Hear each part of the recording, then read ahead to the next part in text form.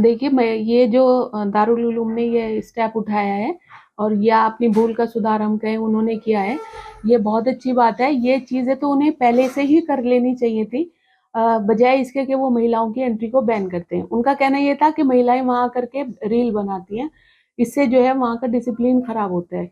तो उस डिसिप्लिन को मेंटेन करने के लिए, इंस्टीट्यूशन के डिसिप्लिन को कायम रखने के लिए वो ये सारी चीज़ें जो है वो पहले भी कर सकते थे, क्योंकि रील ना सिर्फ महिलाएँ बनाती हैं, पुरुष भी उतना ही रील बनाते हैं।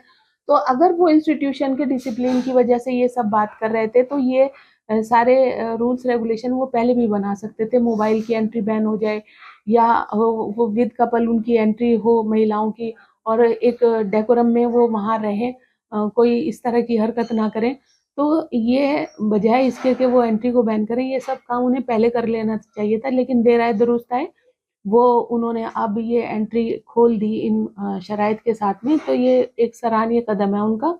और आगे भी वो इस तरह के उल-जलूल फतवे या इस तरह की बयानबाज़ी या इस तरह की स्टेप्स और सिर्फ़ औरतों के लिए ना करें, तो मुझे उनसे यही उम्मीद है। देखिए, अगर कोई बाहर से जाता है और इंस्टीट्यूशन को विज़िट करता है, तो उससे इंस्टीट्यूशन को जो है उसका दायरा बढ़ता है। आजकल जो है वो ये समझ लीजिए कि सोशल मीडिया का ज़माना है। वहाँ जब आउटर्स जो हैं वो वहाँ जाएँगे, विज़िट करेंगे, उनका डिसिप्लिन देखेंगे और वहाँ का एक तरीका देखेंगे, किस तरह की वहाँ एजुकेशन दी जा रही है, तो नेचुरली वो औरतें जो हैं वो कुछ सीख कर के आई हैं, सीख कर के आएँगी। और जो बच्चों की जो तालीम का इंतज़ाम करती हैं, जो परिवार को लेकर चलता है, तो वो महिलाएँ होती हैं। वो अपने बच्चों के जब इंस्टीट्यूशन को सिलेक्ट कर रही होंगी रिलीजियस एजुकेशन के लिए, तो उनका इंस्टीट्यूशन को वो सिलेक्ट कर सकती हैं। और रही बात रील बनाने की, तो लोग तो आजकल खुद अपने इंस्टीट्यूशन की जो वेबसाइट बनाते हैं, उसमें सारा चीज़ें जो हैं वो उसमें डालते हैं कि हमारे यहाँ इस तरह के क्लासरूम है या इस तरह का एजुकेशन का सिस्टम है। तो अगर लोग खुद जाकर के उस चीज़ को देखते हैं बजाय वेबसाइट पे देखने के, तो ये उनके लिए और फ़ायदे की बात थी। लेकिन उन्होंने इस चीज़ को नज़रअंदाज करके और उनकी एंट्री को ही बैन कर दिया था, जो कि बिल्कुल गलत थी। देखिए, जो उन्होंने काम किया है ये वाक़ई में सराहनीय काम है, और उन्हें पहले ही ये जो है ये चीज़ें नहीं करनी चाहिए थी। उन्होंने अपनी भूल को सुधारा है, उन्होंने सिर्फ़ महिलाओं की एंट्री बैन की थी। अगर उनका ये कहना था कि महिलाएँ वहाँ जाकर के रील बना रही हैं और इस तरह की कोई एक्टिविटी के चलते वो अपने यहाँ पर महिलाओं की एंट्री को बैन कर रहे थे, तो रील बनाने का काम आज ना सिर्फ महिलाएँ करती हैं, बल्कि पुरुष भी उतना ही इस काम में इन्वॉल्व हैं।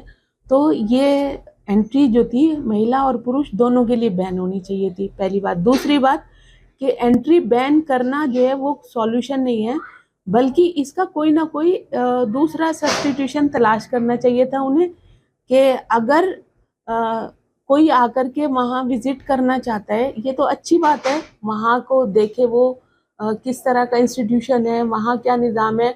अगर वाक़ई में वो एक अच्छा काम कर रहे हैं, इदारा चला रहे हैं, तो ये तो और ज़्यादा इसको इस तरह के लोगों के आने से जो है वो एक उनका दायरा बढ़ता था। लेकिन उन्होंने इस दायरे को सीमित करना चाहा, ये उनकी गलती थी।